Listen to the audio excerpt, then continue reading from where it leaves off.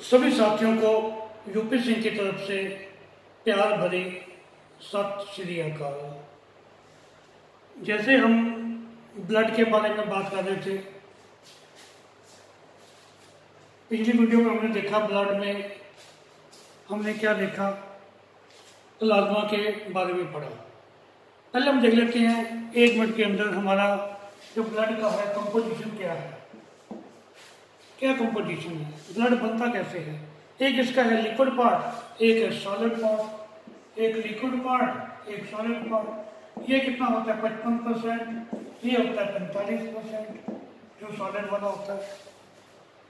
Liquid part ज़्यादा ना, तभी तो हमारा खून बहता है ना। और इसमें क्या होता है, 55 में होता है प्लाज्मा। और ये जो हमारा लिक्विड पार्ट सॉलिड पार्ट है, इसमें जो सेल होते हैं, सेल वो 3 होते हैं। कौन से? राइट पहले कर लीजिए, रेड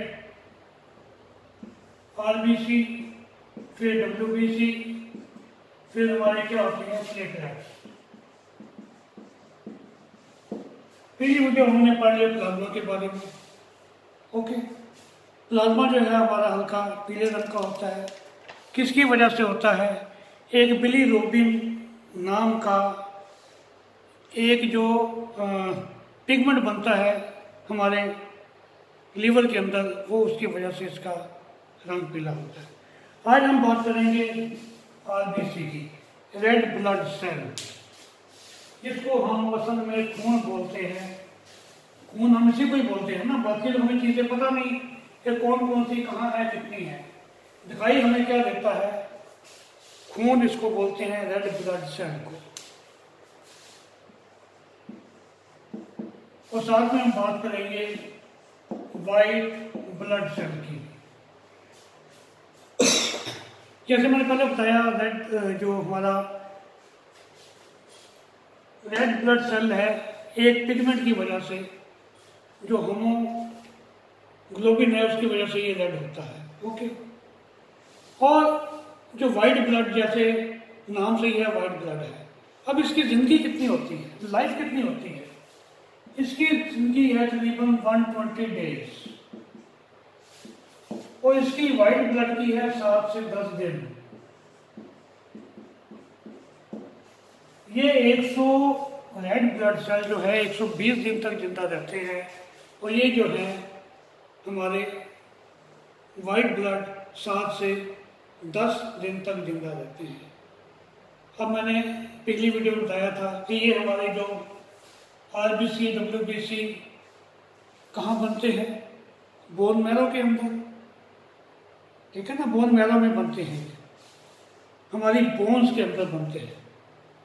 और जो अपना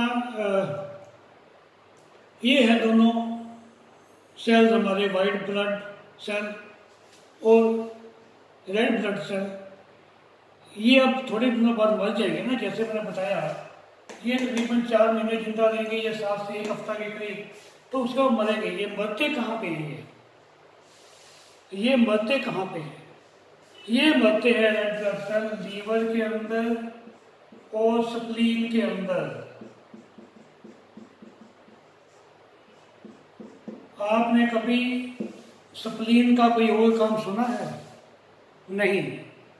स्प्लीन केवल और केवल जो ऑर्गन है हमारा, एक ही काम करता है। वो क्या करता है? जितने रेड ब्लड सेल हैं वो लीवर में और स्प्लीन में आते हैं, यहाँ आके वो मरते हैं, यहाँ आके उनकी डेथ हो जाती है। अब एक बात और, बेशक स्प्लीन एक छोटा सा है, इसके अंदर वो केवल 1000 में आते हैं, मगर इसके अंदर स्प्लीन के अंदर लाख्स में आते हैं, इन लैक्स।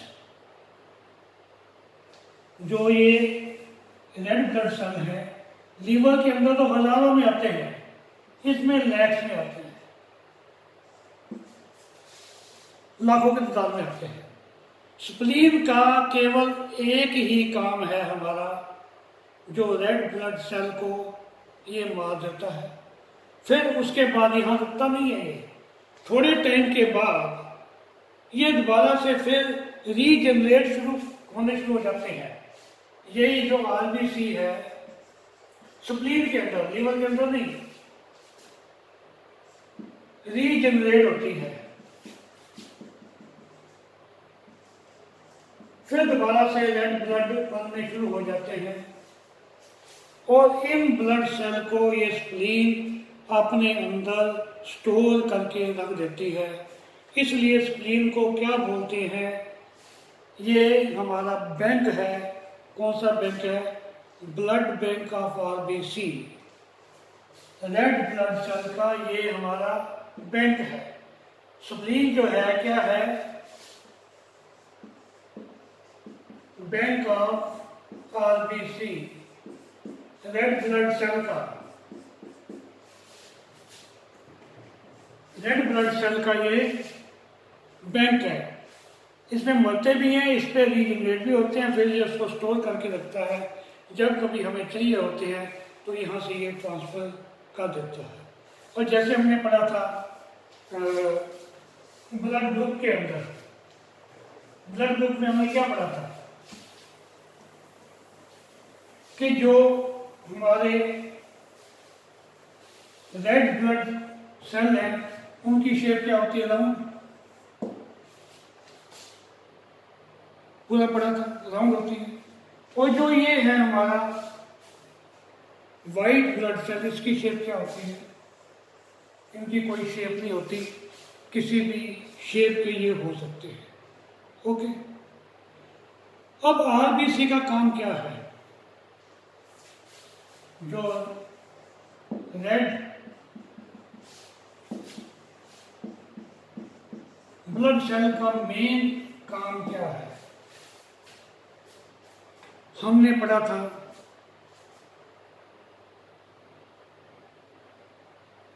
कि जब हम सांस लेते हैं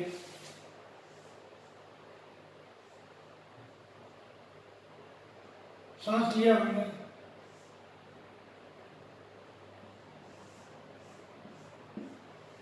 हमने नाक से जो सांस लिया उसमें से क्या जाता है?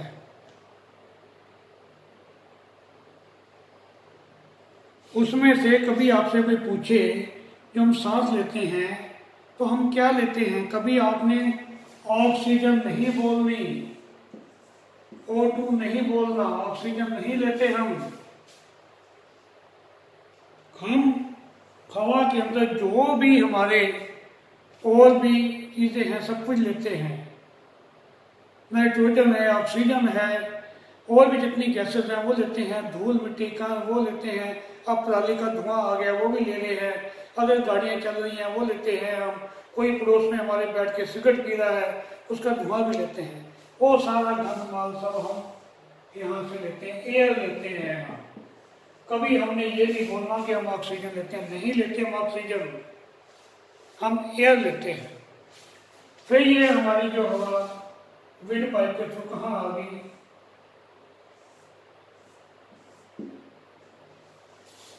हमारे लंग्स के अंदर। हमने पढ़ा था लंग में से वो क्या होता है? ऊपर से ऑक्सीजन आई, ठीक है, यहां से ब्लड जा रहा है, ब्लड के अंदर ये एयर आई, इसमें से ब्लड ने इसको ऑक्सीजन सोख किया और बाकी के बाकी सारी गैसेस को वापस भेज दिया। फिर तेरी हमें जरूरत नहीं है तो बाहर जा, केवल ऑक्सीजन को रखा और सब गैसेस को, जितनी भी गैसेस थी उन सबको बाहर भेज दिया। ओके, अब मेन जो हमारा काम है वो क्या है? रेड ब्लड सेल का ये है, इसके अंदर ऑक्सीजन आ गई, पूरी बॉडी को ऑक्सीजन इसमें सप्लाई करना है, ठीक है।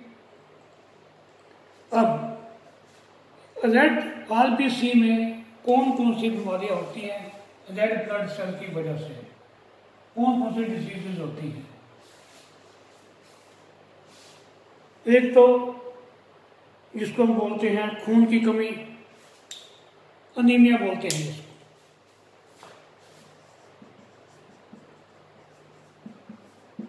अनीमिया होता है, खून की कमी हो जाती है। खून की कमी कब होती है? जब आरबीसी की, रेड ब्लड सेल की क्वांटिटी कम होनी शुरू हो जाती है, तो हम कहते हैं इसके अंदर खून की कमी हो गई। ओके। अब दूसरी बीमारी क्या है? अगर ये रेड ब्लड सेल बढ़ने शुरू हो जाए,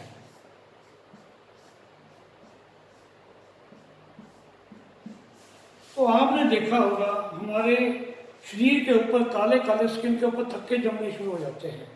वो रेड ब्लड सेल की वजह करके ज़्यादा बनने से हो जाते हैं। उसको कहते हैं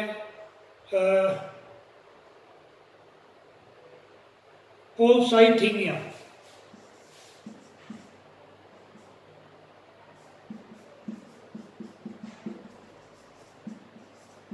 पोलसाइथीमिया कहते हैं जो हमारे थक्के जमने शुरू हो जाते हैं। वो रेड ब्लड सेल की ज़्यादा क्वांटिटी बनने के कारण होता है। एक और जो बीमारी है वो है थैलासेमिया।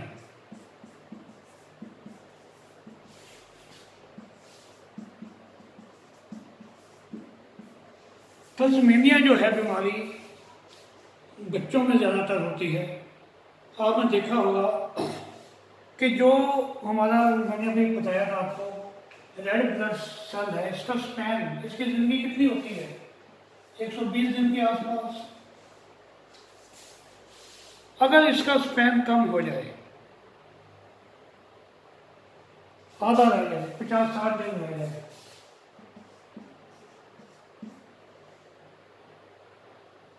अब 50-60 दिन रह गए, जल्दी जल्दी खत्म हो रहे हैं, तो इस बीमारी को कहते हैं थैलासेमिया। ये बच्चों में होती है। आपने देखा होगा जिन बच्चों में बीमारी होती है उनको बहुत जल्दी जल्दी से खून उनके अंदर चढ़ाया जाता है, उनको ब्लड की आवश्यकता होती है। हर 15-20 दिन में या 1 महीने के बाद अब कितनी उनकी क्वांटिटी कम है आरबीसी की, उसके हिसाब से उनको जल्दी जल्दी खून दिया जाता है। तो ये तो थी 3-4 बीमारियाँ इसके बारे में। अब उम्मीद आपको रेड ब्लड सेल के बारे में काफ़ी कुछ समझ आ गई होगी। अब अगली वीडियो के अंदर हम वाइट ब्लड सेल और हमारे क्या लगे प्लेटलेट्स इनके बारे में बात करेंगे। तब तक के लिए नमस्कार। Have a nice day.